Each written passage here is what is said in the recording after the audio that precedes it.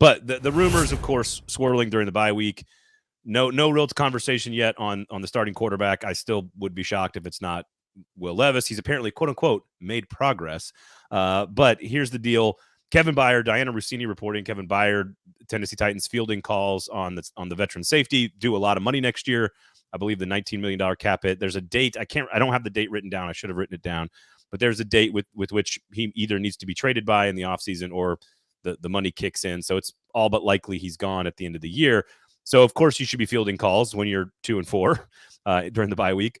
Nobody interested in Derrick Henry, supposedly, at least at the price point maybe that the Titans want. And then, of course, one phone call about Treylon. Or at least not yet. Yeah, there you go. And one phone call. Reminder, the deadline is Halloween. So it's basically coming up next week. And you've got one phone call about Treylon Burks, but it sounds like the Tennessee Titans are not interested in moving young pieces. We'll get to each one of these things, but let's start with Byard because I think it's the simplest and easiest piece of analysis, which is take whatever you can Byard. Take what you can get.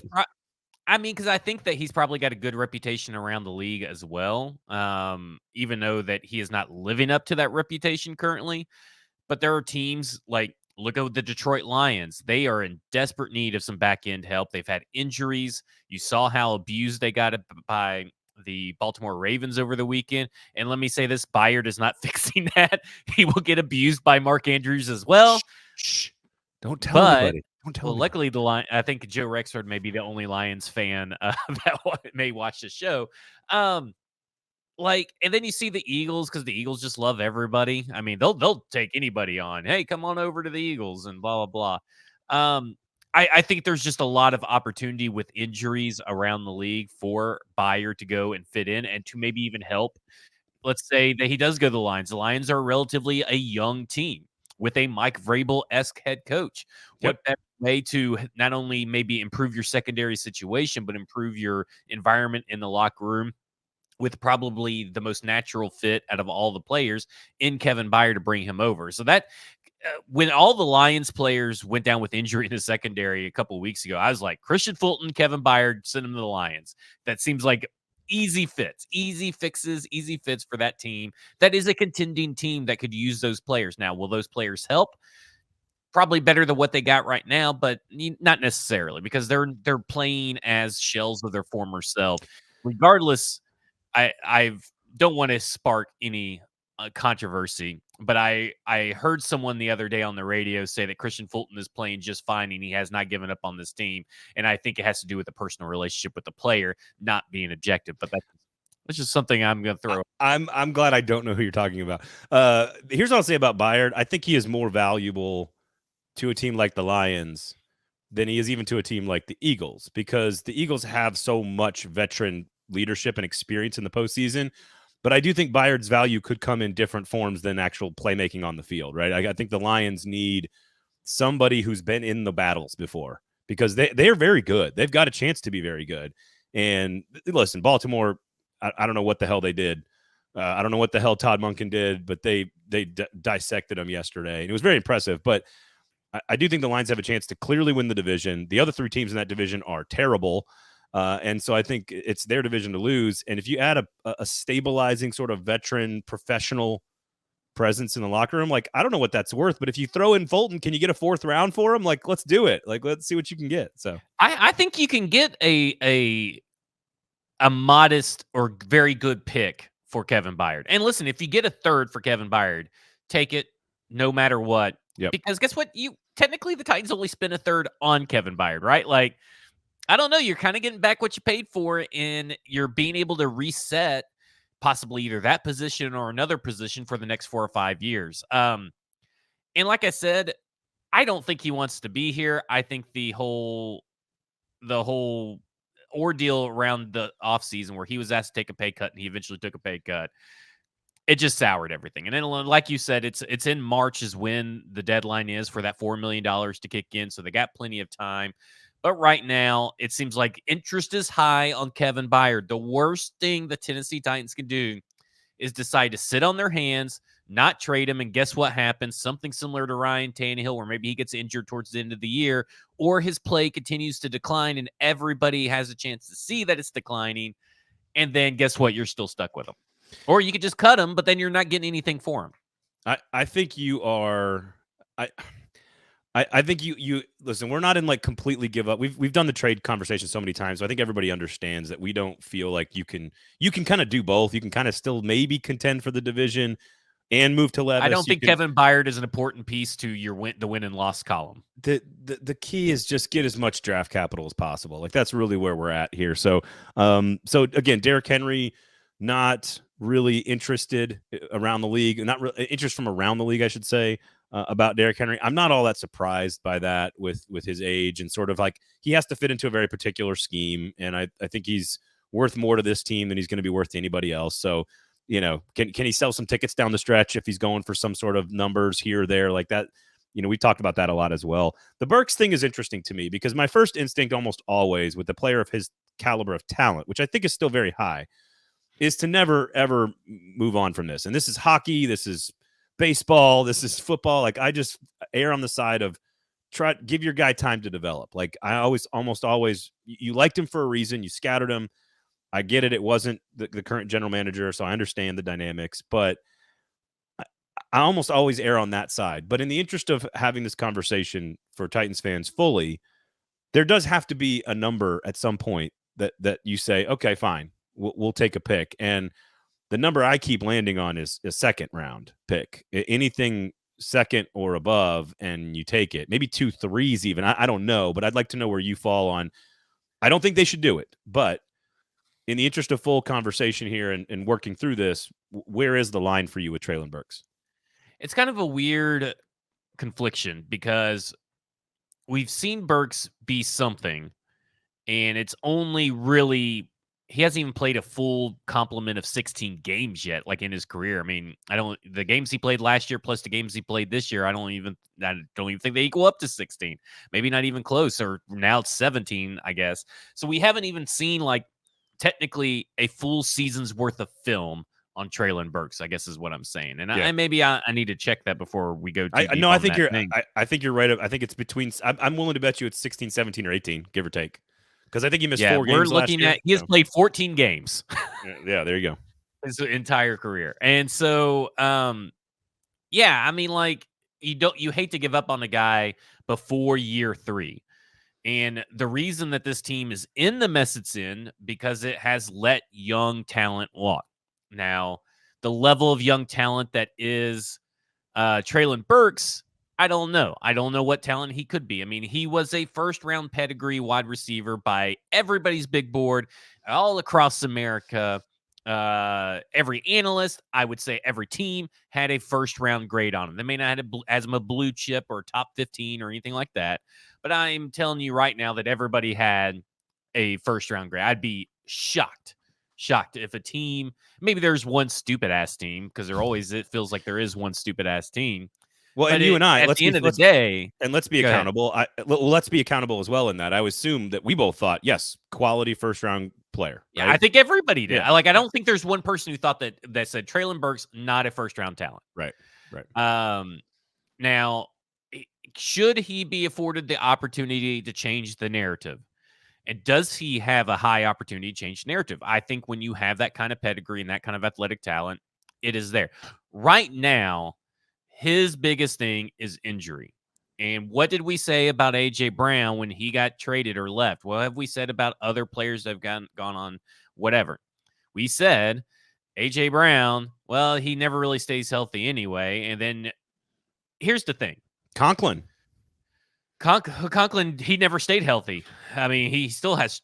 Here's where I'm at is that players are allowed to get better in year 3, year 4, and year 5. We see A.J. Brown getting better, and he has stayed healthier. I mean, people are talking about his target share, blah, blah, blah, blah.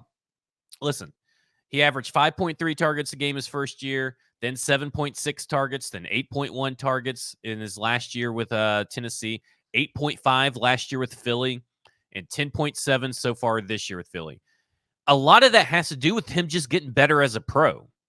And some of that means you have to be patient with certain players. And I think Treylon Burks to me is a player that needs to be patient with, but he doesn't need a long leash. And I'm with you. You offer me a second for Treylon Burks, I'm taking it. I think the wide receivers coming out next year are even better than previous years. And I think that even if you got 2/3, which you could package to do different things, you have to take it. Yeah. But if they kept, I would understand their rationale for keeping them. Like I could take a step back, be objective, and say, hey, this guy should be allowed with the first round talent to try to rebound. Now, it does not mean that you ignore the wide receiver position next year or the year after. You have to still build around Will Levis. But what's better for Will Levis? Having Treylon Burks or not having Treylon Burks? And that's basically Stoney's point here. And I think Pretty Boy Lipschitz is in there as well. I know a few of you guys, Logan, I see a few of you, D Good, that aren't sort of anti-Burks. I'm not saying, passionately here, but you're sort of, hey, I'm concerned about the injuries or I'm worried about this. I don't think he was overrated. I think he's a very, very talented player. I've also seen it in camp, and we've seen it in flashes and moments on the field.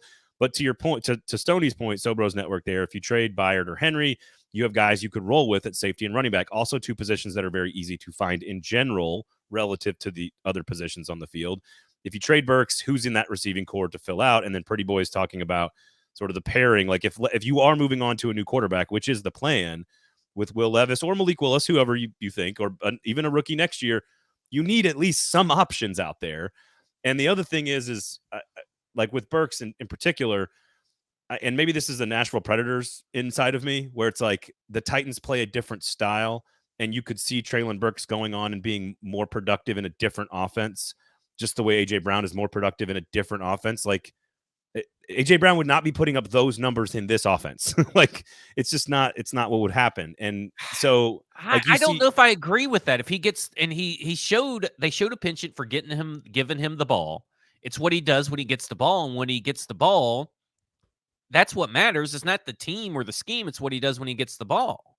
No, I'm just saying offensive line, quarterback, scheme, defense, quality. I mean, just everything is better in that situation. I mean, there's a reason they played in the Super Bowl. So he would be a superstar here. I'm not denying that. I'm just saying, like, I could see let's go back to Burks. I could see Burks having 2 seasons of sort of like injury filled, not really productive, but kind of showing flashes, which is what he's kind of done. They trade him in the offseason for a 3rd round pick, and then he goes on to play with like a Hall of Fame quarterback, and he puts up really good numbers. You know what I mean? Like I can just that's the thing that happens. Part of that is that he stays healthy, and that's why you got to give these guys a chance. Sure. I think you have to give rookies a 3 or 4 year window for the most part. I think you can't afford to do that with quarterback because it's so important, and typically those guys don't make the progressiveness for that versus a wide receiver are totally different. The learning curves are totally different, and the need for them is totally different. So, like I said, I could see the rationale either way. If they keep them and turn down a 4th round pick, totally understand it. I would turn down a 4th round pick. Right. Burks is worth more than a 4th round pick, regardless of what the fans think. He goes to, if Burks went to, let's talk about a team that's kind of like on the cusp. Okay, Chargers. Let's see. Yeah, they pretty much Mike Williams out for the season, I believe. So if you put Burks over with Herbert, don't you think that Burks is probably going to thrive a little bit more? And listen, he may not be an instant impact, but they're going to have the ability for him to grow. Like you have to allow. Yeah, I get it. You got to stay healthy. The best ability is availability for sure. I agree 100%. But everybody said that about A.J. Brown when they were coping, that when he left, and he may never be A.J. Brown. But you have to remember that there is the chance that a player like Treylon Burks, who is just, they're minor injuries, they're not life career ending injuries, those eventually could go away. Yes, they like could. You have to allow for young players to get better. To become professionals to some extent, like sort of form your body into a professional body to some degree. Some guys are already ready, and some guys take a little bit of time. He was way behind, right? Yeah, he was. We know that he was way behind in that regard. Random observation as I was watching games this weekend and thinking about Burks because of his physical stature. Because I know you and I have had this conversation about size in the NFL at that position. Burks obviously skews one direction on the size spectrum. We know John Robinson really liked his big sort of burly receivers.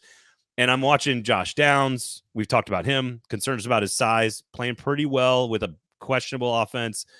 Zay Flowers is performing pretty well, undersized player. You got Devin A-Chain, who's in a magical system, perfect for his skills. Tyreek Hill is not very large. Jalen Waddle's Josh not very Downs, big. man, he is the king of, for whatever reason, people just forget that he exists. I Like guess. he is a busted coverage merchant. Yeah. I've never seen so many defenders after he catches a ball look at each other and be like, "You're supposed to just be the one that got him." The hot like take. He's a busted coverage merchant. Yeah, the hot take radio thing is like, oh, small players are going to be great now. The NFL's changing. No, my take is that there have been a lot of young, smallish players who are rookies who we sort of discussed, hey, statistically, very improbable that they will be successful. Well, we're seeing 3 or 4 or 5 of them do pretty well this year. I'm not saying that it's changing the theme or the stats or the data, but it is something to keep an eye on as the NFL goes into space and starts using these guys in more creative and dynamic and in different ways. We talked about last week, and I talked about it with Stoney in a chat, is this new cover 2 too high safety is allowing less of these guys to get crammed up at the line. Yep. Right? There's a lot of less physical press man coverage up at the line, which is allowing these smaller guys to do something that they could do in college. That's something that may be a trend for the next few years until the new wave of defense, shows up, and then they're back to man coverage again.